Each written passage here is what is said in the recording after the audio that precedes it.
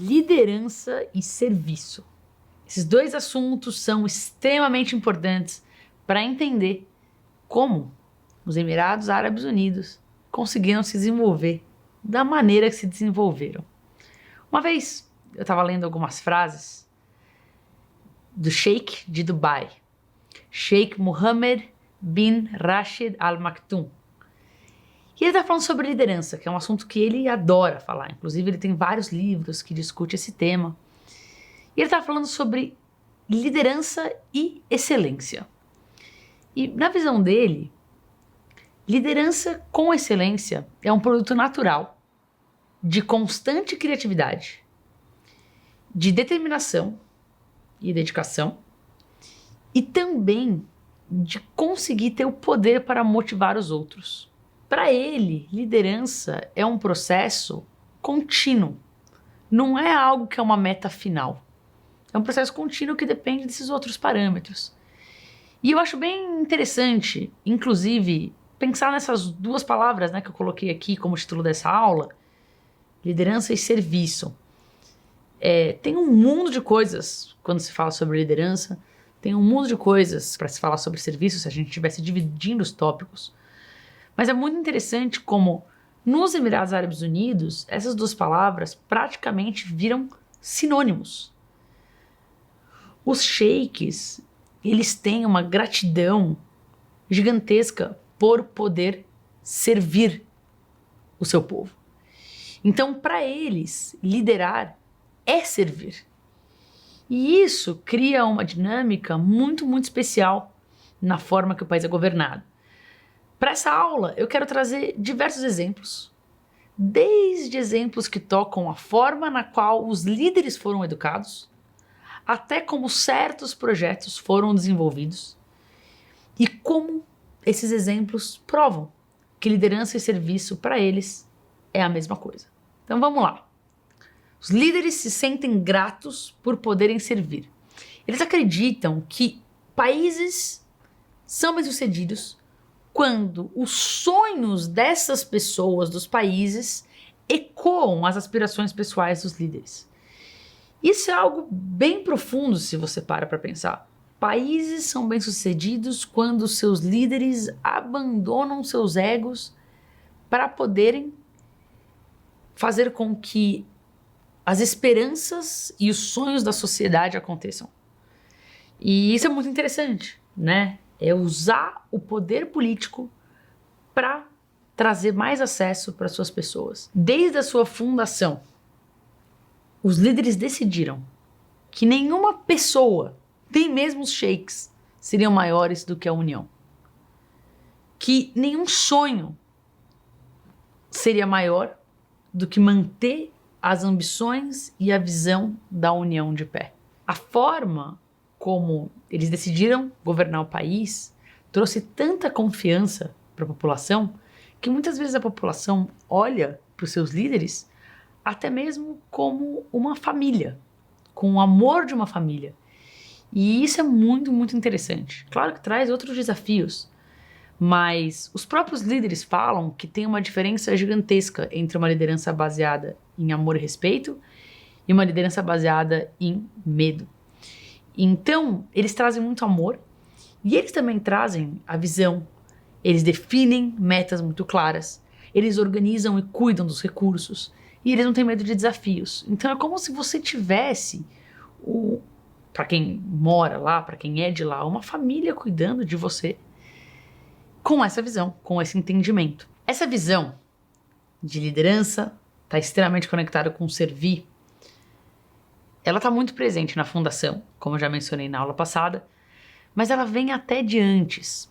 E se você busca histórias, por exemplo, do pai de um dos fundadores, do Sheikh Said, que era pai do Sheikh Rashid, tem histórias e mais histórias de como ele tinha atitudes que mostravam que ele amava servir a população, que mostravam que ele amava a população e, como reflexo, a população o amava de volta. Tem uma história interessante que eu li uma vez sobre o quanto ele gostava de acordar muito cedo antes da primeira reza, e a primeira reza é no meio da madrugada, para ir até o moinho, buscar água, e ele trazia essa água para as mesquitas, para que quando a população fosse à mesquita rezar, pudessem usar essa água para performar diversas limpezas que você tem que fazer. As pessoas lavam as mãos, lavam os pés, lavam o rosto antes de rezar,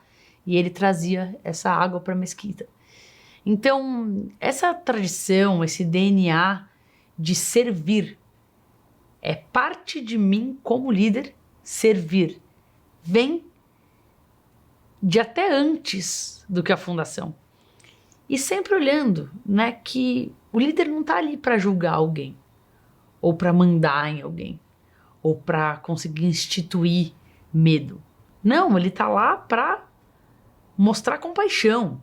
Ele está lá para liderar com amor, servindo. Esses líderes tinham os seus mágiles de forma aberta, onde ele compartilhava seu conhecimento, sua sabedoria, e também ouvia opiniões, às vezes reclamações dos cidadãos. Inclusive, até hoje, o número de telefone do Sheik de Dubai é aberto e qualquer pessoa pode ligar diretamente para ele se tiver alguma coisa que quer conversar.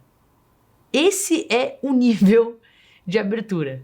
Isso é muito bacana, porque na prática, essa maneira de mostrar que está lá para servir faz com que os cidadãos se vejam sem distinção dos seus líderes. Ao invés de ter líderes isolados, né, líderes que nas suas ambições ficam num mundo paralelo e só deles, numa opulência só deles, que muitas vezes gera um distanciamento das pessoas, que acaba criando bem o efeito que não queriam no início, que é, né, não conseguir governar.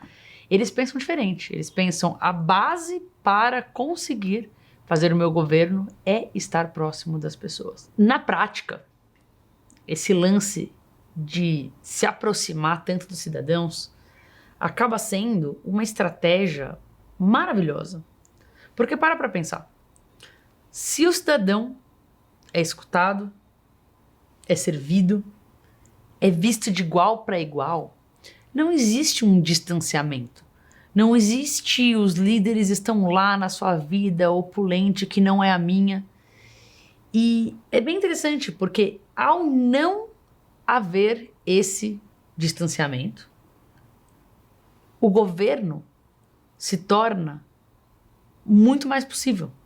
E com uma felicidade e produtividade e eficiência que não existem se tivesse distanciamento.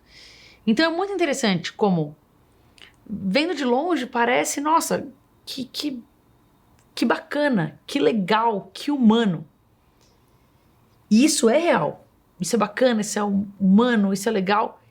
E vendo de perto, além de ser isso, é também extremamente estratégico, é também uma atitude de real liderança. Então isso é muito legal de ver. Os líderes dos Emirados Árabes Unidos conseguiram tocar essa liderança respeitando muito o seu passado, respeitando muito as suas tradições. Tem alguns exemplos que eu quero trazer aqui que vão parecer coisas simples ou vão parecer coisas desconexas até da liderança do país, mas não são nada desconexas. Eles têm muito orgulho, muita honra dos povos mais antigos que conseguiram ultrapassar todas as dificuldades do deserto. As suas gerações anteriores, os seus povos anteriores tiveram muitas dificuldades para sobreviver no deserto. E eles querem honrar isso. Eles sabem que as suas gerações anteriores aprenderam muito com a natureza, com os animais, com o mar, com o deserto. E eles têm uma atitude que é a atitude de vai lá e vai aprender, assim como os nossos antepassados aprenderam. Então, por exemplo, se a gente pegar e dar um mergulho na educação que os sheiks receberam, tem muito aberto que dá para aprender sobre, por exemplo, a educação do Sheikh de Dubai, que é o Sheikh Mohammed bin Rashid Al Maktoum. Ele escreveu diversos livros e é muito legal poder mergulhar em algumas histórias da infância dele, da adolescência dele, até mesmo da vida adulta dele. E é bem interessante, porque desde pequeno, o pai o mandava para o meio do deserto, né? O pai tinha amigos mais velhos, que eram apaixonados pela natureza, e colocavam como missão ensinar o seu filho, ainda criança, a entender a natureza, a entender o deserto. E assim, o Sheikh Mohammed passou longas noites no deserto, treinando seu instinto de sobrevivência para que virasse algo completamente natural e automático, até mesmo entender a natureza. O seu pai falava que você não consegue entender um animal sem entender o meio ambiente no qual ele mora, sem entender o meio ambiente do qual ele faz parte. E o mesmo se aplica para seres humanos. Então, Sheikh Rashid falava para ele que para você entender os comportamentos das pessoas, você tem que entender tudo sobre elas, principalmente o meio ambiente no qual ela vive. E tem várias coisas bacanas que você consegue aprender com a natureza. Por exemplo, só observando alguns pássaros. Se você observa o Hubara, né, que é um pássaro que voa pro sol quando qualquer predador está atrás dele. Por que isso? Porque daí ele cega o predador e não vira presa. E assim ele ia aprendendo mais sobre a natureza. Tinha dias que ele ia caçar e que a sobrevivência dependia de comer aquilo que caçasse. E tinha muito também sobre observar a natureza, observar a lua, observar o vento, observar as estrelas. Se você pensa nos líderes do deserto, nos tempos antigos, eles lideravam olhando para a natureza. Eles não tinham outras ferramentas. E aí tem várias histórias super interessantes.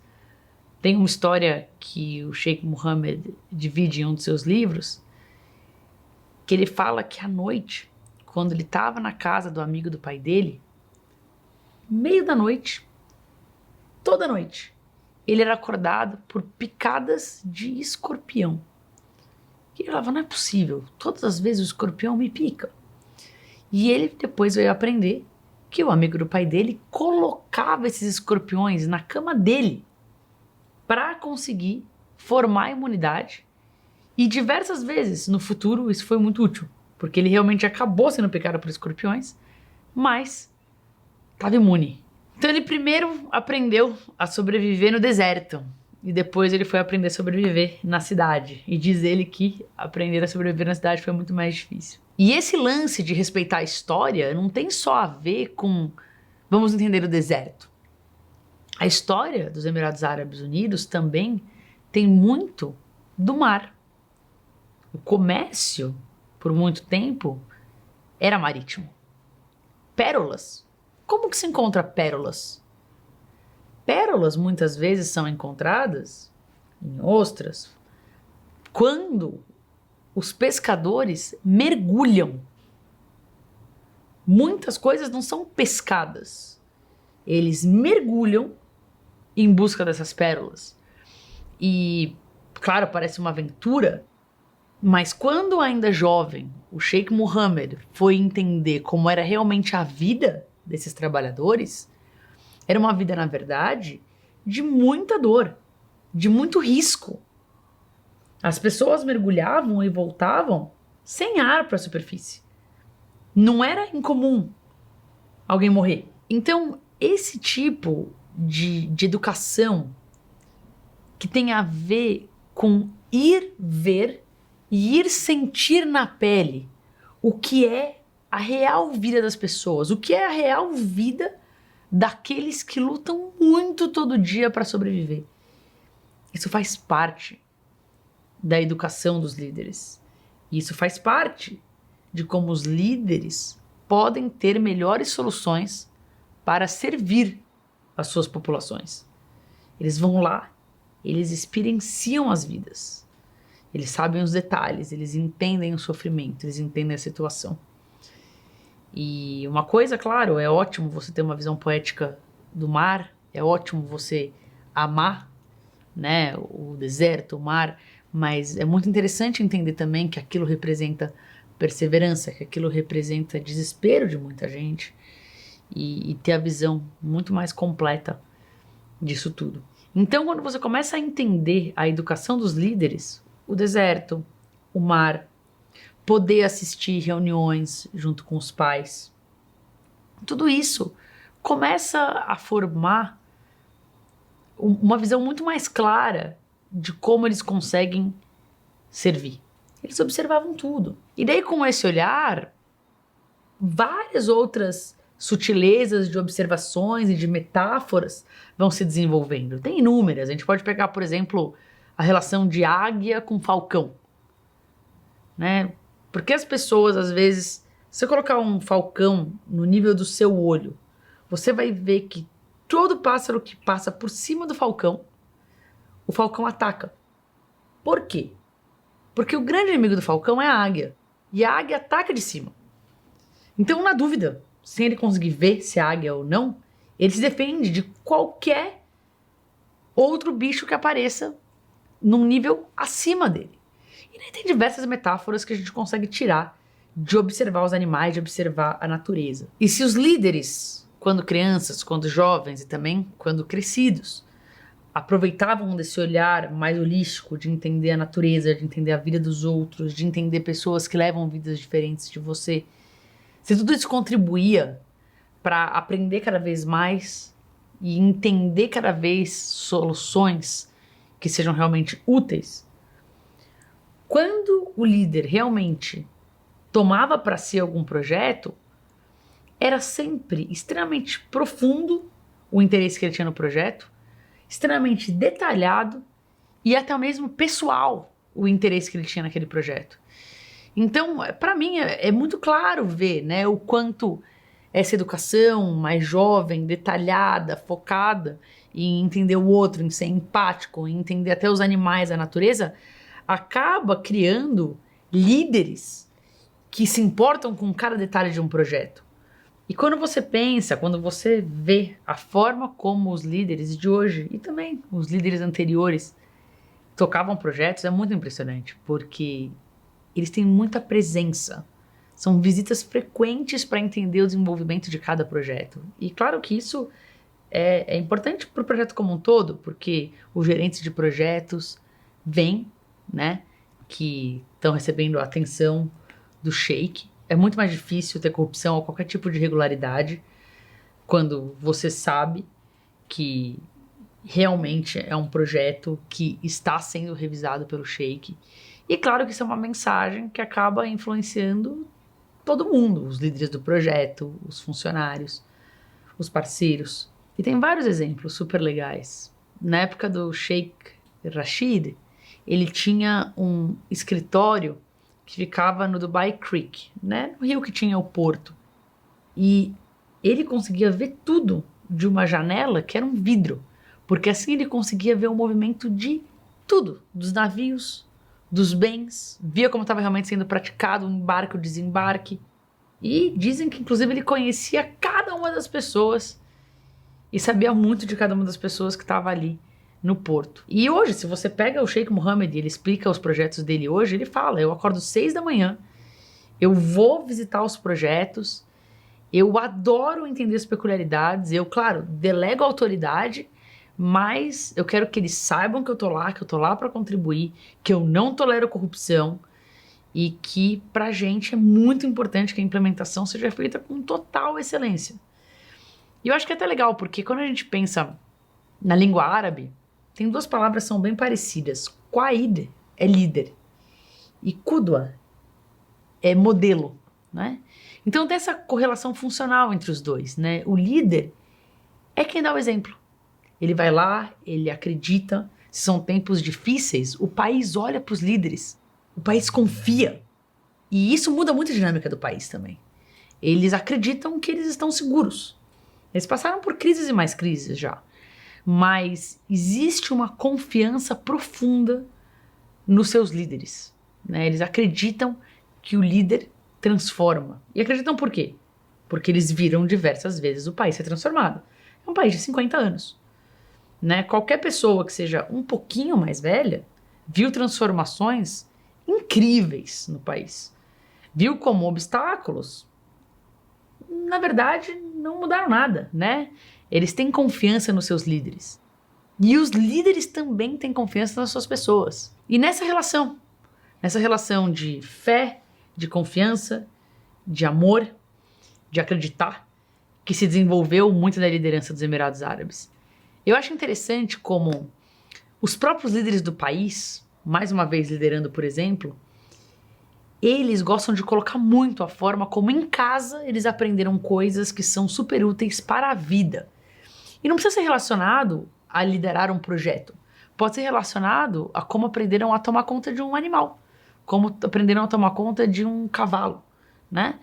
E os próprios líderes mostram uma paixão, um respeito pela família que é fora de série.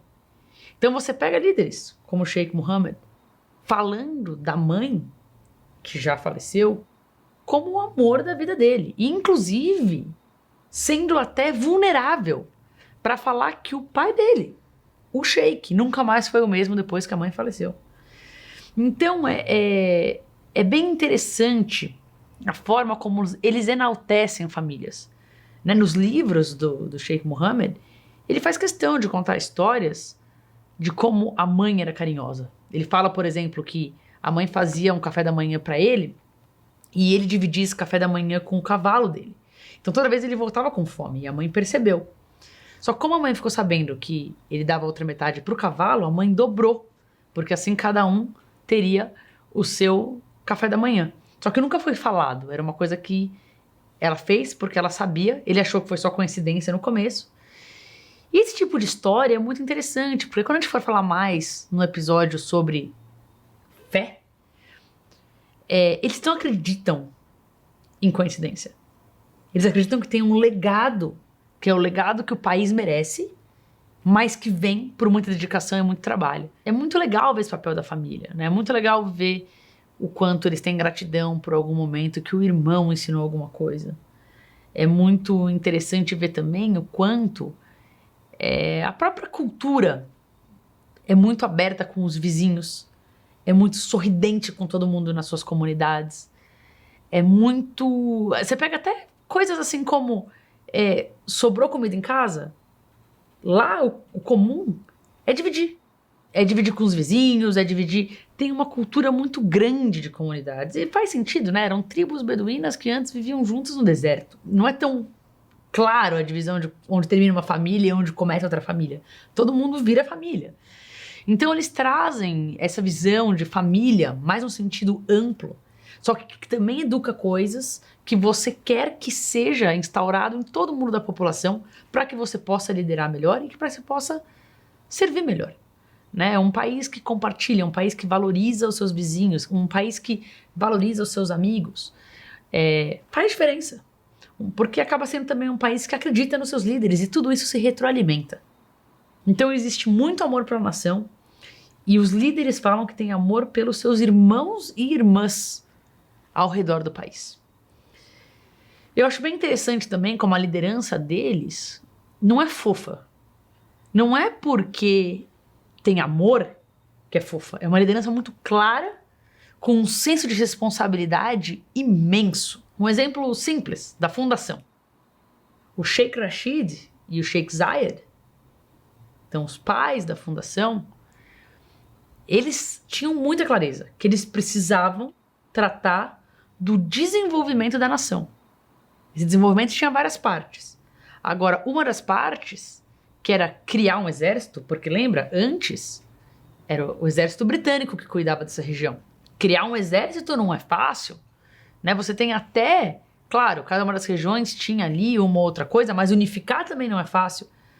Agora, quando eles colocaram na mão de quem é hoje o Sheikh de Dubai, Sheikh Mohammed, esse desafio de unificar, de colocar uma força para que o país esteja sempre protegido, eles deixaram muito claro: você, Sheikh Mohammed, tem isso na sua mão e é seu. A gente tem outros desafios que a gente tem que cuidar. Então você precisa cuidar disso. Então existe uma clareza, existe um senso de responsabilidade, existe uma direção, mas junto com delegar e empoderar, que também faz com que o governo consiga ser muito eficiente e que cada um entenda o seu papel. E tem situações super complexas, né? Tiveram situações assim que pareciam insolucionáveis. E às vezes os líderes do país falavam para quem estava cuidando: você que tem que resolver. Você me diz se você precisa de alguma coisa de mim, e eu tô aqui. Mas quem tem que resolver é você. Eu tô aqui. Se você também não pedir minha ajuda, é porque você não pediu. Então é bem interessante, né? O governo tomou para ele esse papel de criar um ambiente que permita que as pessoas façam o melhor. E isso por si só retroalimenta a própria maneira como eles criaram o governo. E eles conseguem ganhar respeito dessa maneira, né? Ninguém ali é fofo. Eles são francos.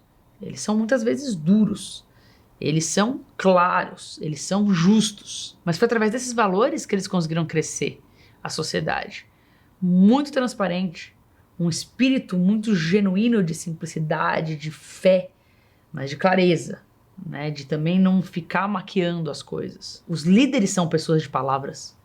O que eles falam que eles vão fazer, até coisas impossíveis, eles fazem. Parece impossível, mas não é mais impossível e as pessoas não acham mais impossíveis, porque vira um ciclo positivo de é prometido pelos meus líderes que eu confio, é alcançado e muitas vezes é alcançado porque quem trabalha faz parte da população que está feliz com os líderes. Então acaba acontecendo um ciclo muito, muito positivo, né? Um ciclo de determinação, um ciclo de confiança, um ciclo de visão, um ciclo de fé e acreditar. E é interessante, né? Porque eles amam competição. Para eles, competir é celebrar. E eles têm uma verdadeira fascinação por primeiros lugares, né? Então tem essa maneira de liderar que eles amam serem os melhores. Por isso que tem muita coisa que a gente vai ver ainda nas próximas aulas sobre o mais alto, o maior, o mais diferente. Mas ao mesmo tempo, eles são humanos. Eles são vulneráveis. Não só, aqui como eu já dei o exemplo, falando da família, mas eles reverenciam a natureza. Eles têm livros de poesia, né? Da mesma forma que o Sheikh Mohammed tem livros de liderança e visão, ele tem livros de poesia. Então é muito interessante. E você vai ver histórias e mais histórias de como tudo isso reflete numa população que tem confiança nos seus líderes, né? Tiveram algumas situações no passado, como, por exemplo, tempestades que destruíram parte do porto. Isso acontece, a população vai direto nos palácios pedir abrigo e são abrigados. Os líderes mandam a sua família real inteira salvar, ajudar. Então são exemplos como esses que só retroalimentam a confiança, né? E exemplos que têm acontecido há décadas. Alguns dos exemplos são antiquíssimos, né? Tiveram algumas dessas tempestades décadas e décadas e décadas atrás. Na verdade, nem é uma história recente. É muito bom para a população saber que podem contar com o apoio dos seus líderes, qualquer que seja o desafio, né? E é até interessante quando eu vejo na interação com os meus amigos que são de lá, que moram lá. Por exemplo, quando eles vão viajar para qualquer lugar, a primeira coisa que eles fazem é falar com a embaixada dos Emirados Árabes Unidos naquele lugar. Que é uma coisa assim, para mim é interessante, né? Quando a gente vai viajar, eu não penso na embaixada do meu país e peço ajuda para eles sobre como melhor aproveitar a minha viagem. Lá para eles é muito comum, né? É extremamente comum. Então, é interessante o impacto que o governo tem ao ser quem cuida das suas pessoas. E claro, eu tô dando um exemplo mais de hoje em dia para entender que isso se aplica até mesmo para um viajante que precisa da embaixada num outro país. Mas se você pensa no exemplo que eu dei da tempestade, poxa, marca uma população, marca muito positivamente ver os seus líderes pedindo para os sobrinhos, para os filhos, para os familiares pegarem barcos e irem salvar vidas que podem estar em perigo, né? Isso é realmente tamo junto, né? Isso é realmente conte com a gente. E tudo isso vai se retroalimentando. Então é muito bacana. Esse servir é desde se algo incontrolável com a fúria da natureza aconteça, até em acreditar na gente para conseguir fazer projetos ambiciosos e gigantescos. Eu vou falar bastante e trazer diversos exemplos de projetos bem ambiciosos, não estou entrando nesses detalhes aqui.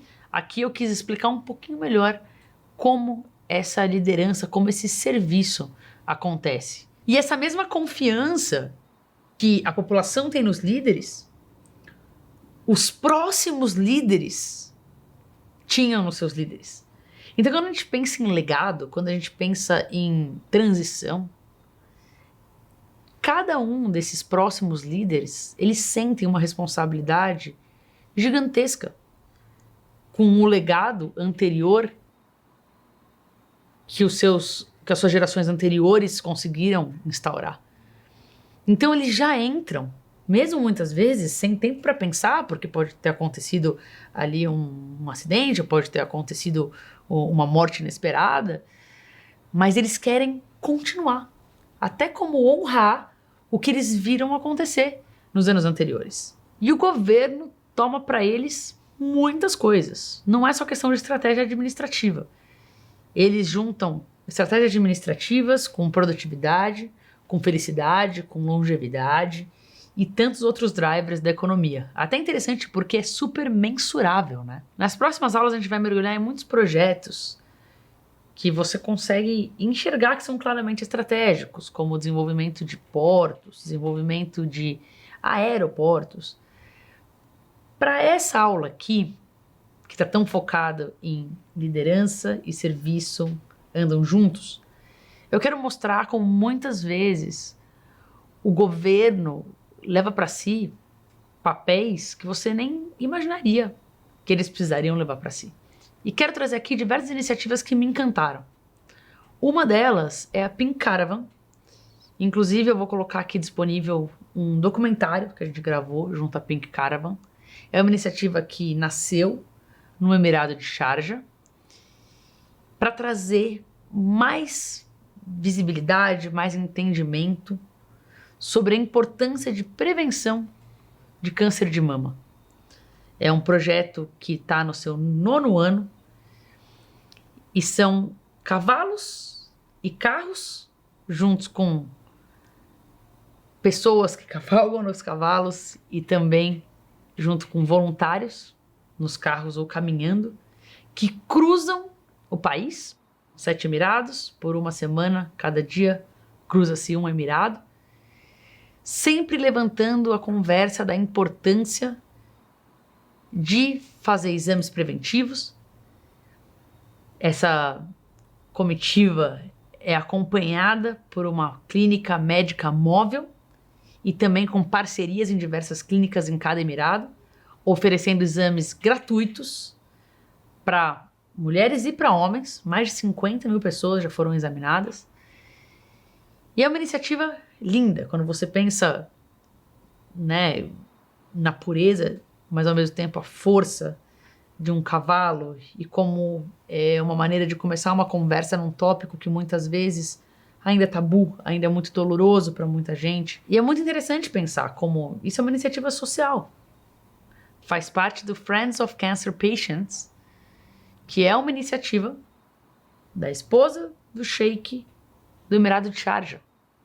Então, o governo tem visão, o governo faz as coisas acontecerem de uma forma que é eficaz, que traz números relevantes, que traz impacto relevante e muitas vezes trazendo para si assuntos que não necessariamente você pensaria como a prioridade número 1 de um governo ambicioso que quer crescer vários indicadores da economia.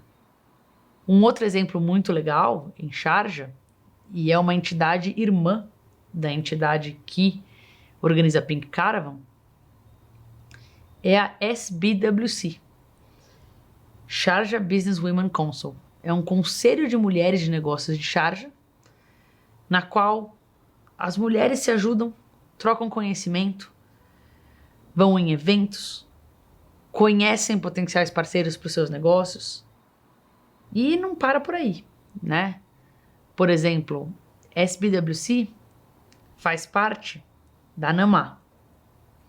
A NAMA tem uma outra iniciativa que se chama Badri, da qual eu tive a honra de participar, de lançar junto com eles. E no Badri tem diversos cursos gratuitos sobre assuntos super importantes para você desenvolver um mindset mais empreendedor. E não para por aí. Uma outra iniciativa irmã da NAMA, da Friends of Cancer Patients, se chama Rubukarn. E é muito, muito legal a forma como eles trazem como papel do governo, né? Claro, é uma iniciativa que é um projeto social do governo, mas vem junto com a visão do governo. Eles trazem para eles desenvolver crianças, jovens e líderes. Todo um caminho, desde centros para crianças, onde elas podem aprender artes e diversos outros projetos. Elas podem aprender a fotografar, aprender a fazer filmes. Elas têm um festival para crianças. Eles têm centros também para jovens, tanto o centro para as mulheres quanto o centro para homens, com diversas atividades super bacanas, de pintura, a robótica, a música, tudo isso oferecido sem custo para quem quiser participar do clube, né? Para quem quiser participar. E termina, né? Para quem as crianças começam nos centros de crianças, depois vão para esses centros de jovens, e existe depois Sharjah for Capability Building, que quando a pessoa já saiu da faculdade ou está para sair da faculdade, traz liderança para pessoas que estão entrando agora na economia, forma líderes, com programas super bacanas e às vezes, inclusive com parcerias com as melhores faculdades do mundo. É muito interessante como o governo toma para si tanto a gestão de projetos de infraestrutura, quanto outros assuntos que em diversos outros países seriam nem secundários, seria totalmente últimos da fila diante de tantas coisas que tem para ser resolvidas antes. Uma das coisas que me impressiona muito é o quanto o governo e os líderes querem que as pessoas saibam tudo o que eles estão fazendo pelo seu país todos os dias. Então você pega, por exemplo, o Sheikh de Dubai, Sheikh Mohammed. Ele tem mais de 4 milhões de seguidores no Instagram. E ele atualiza constantemente o dia a dia dele. Ele também é super ativo no Twitter. E perguntaram para ele: como você explicaria as regras que você usa para liderar? Esse foi um tweet que mandaram para ele. Ele achou o tweet ótimo e ele respondeu. Ele respondeu com um texto quais são as 10 regras de liderança que ele usa para o governo dele. E as regras são: primeiro, serviço às pessoas. Sirva as pessoas. Segundo, não idolatre a sua posição. Um título é apenas um título. Não idolatre a sua posição. Foque no trabalho. Terceiro, crie e escolha seu plano. Quarto, monitore. Monitore você, não só o seu plano. Monitore a si mesmo. 5, construa sua equipe. 6, inove ou cai fora. 7, comunique-se com transparência e seja otimista. 8, compita. 9, crie líderes. E eu adoro que ele colocou como 10º, que é: vai lá e viva uma vida que tenha significado. Eu acho que essa mistura, né, de serviço com gostar de competir, com monitoramento mais otimismo, com tomar para si suas responsabilidades, mas criar líderes, com entender que só depende de você criar uma vida realmente com significado. E da forma que eles colocam ali, é no trabalho, é na família, é em tudo. É uma vida num sentido muito mais completo do que a gente vê muitas vezes que a gente escuta sobre liderança. É uma vida muito mais humanizada. E tudo isso me impressionou muito. É claro que eu imagino que pessoas tenham experiências e experiências. Nas minhas experiências, em mais de 3 anos fazendo projetos, eu realmente vi isso que eu estou falando aqui acontecer. Não é teoria, eu vi na prática. E para mim foi muito inspirador trabalhar nesse formato, enxergar isso.